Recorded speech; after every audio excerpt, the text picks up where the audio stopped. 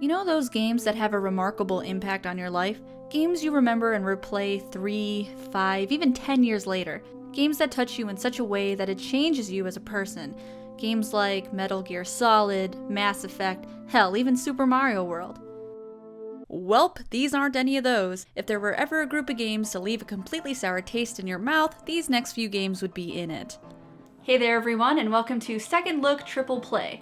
I'll be covering three games at a time in this super special awesome video. Today's topic, the worst of the very worst. Miami Vice, Zorro, and toys. Let's get started. Let's start out with Miami Vice and, oh no, Capstone again? Well, I guess I can look forward to crap. I had high hopes for it at first because, listen to this opening music.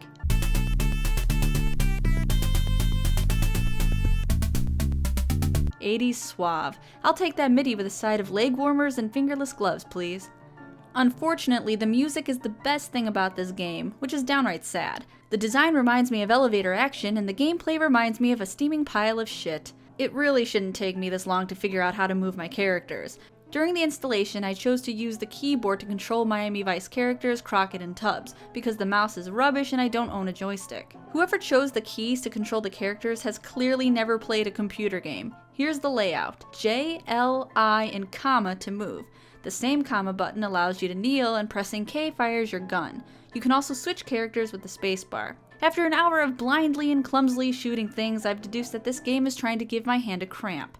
You can also use the numpad to control the characters, but it's still pretty awful. These keyboard controls are so awkward. Between this guy who keeps pooping explosive pool balls on my head,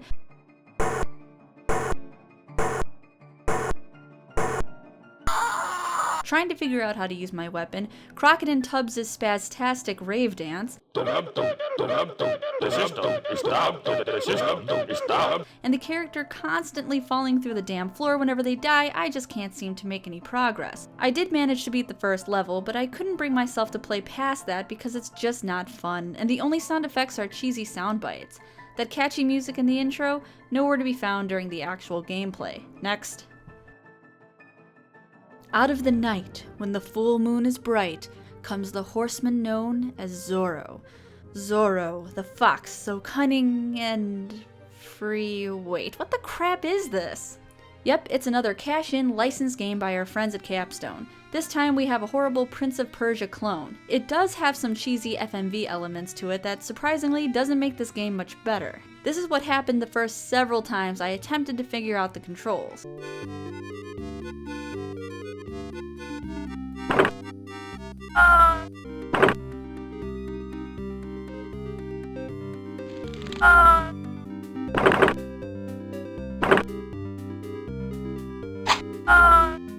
Get ready to fall a lot. It operates as a puzzle platformer. You're supposed to navigate Zorro throughout these levels by jumping on ledges, swinging off of things, and killing people with your sword. Because, you know, he makes the sign of a Z. Or in this case, a C for crap. Ha. Hey look, I'm doing it. I'm doing good.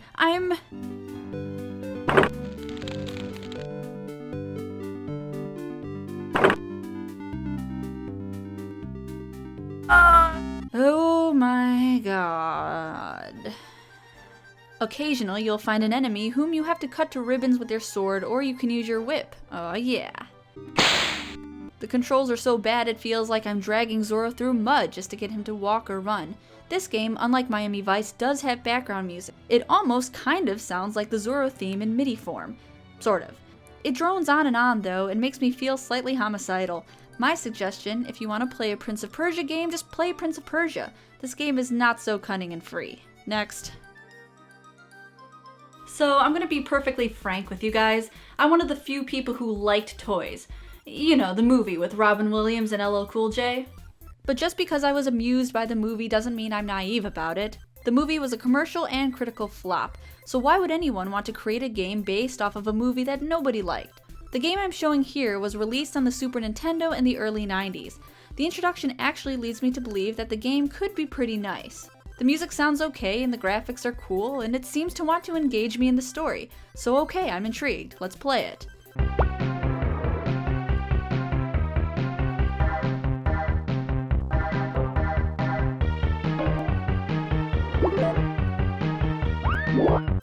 my god, what is this? Weird isometric design. Blue. Blue everywhere. And who the hell is that? How do you go from this to this? You start out with a peanut gun that looks like the severed head of a baby elephant, and it sucks. It has no range. If you actually want to try this poor excuse for a game, try to find yourself a race car for a weapon because it covers a little more surface space. The football player is also an okay weapon, but you don't find those until the later levels, and God have mercy on your soul if you decide to try to get that far. I can't imagine how heartbroken kids were when they rented this game because it's relentlessly difficult. There are these cameras you have to shoot water at, and oh boy, that looks just a smidgen pigeon suggestive, doesn't it? You have to knock out so many of these and they get insanely hard. I spent so much time on this game when I could have been doing so many better things, like playing King's Quest III, irritating my parrot, shoving pieces of glass into my eyes. Any of those things would be more fun. The last level looks like a completely different game, but at least it's slightly more accurate to the movie than the previous levels where you go around tossing tomatoes at evil toys. Okay, let's do this. Let's beat this level. I am in it to win it.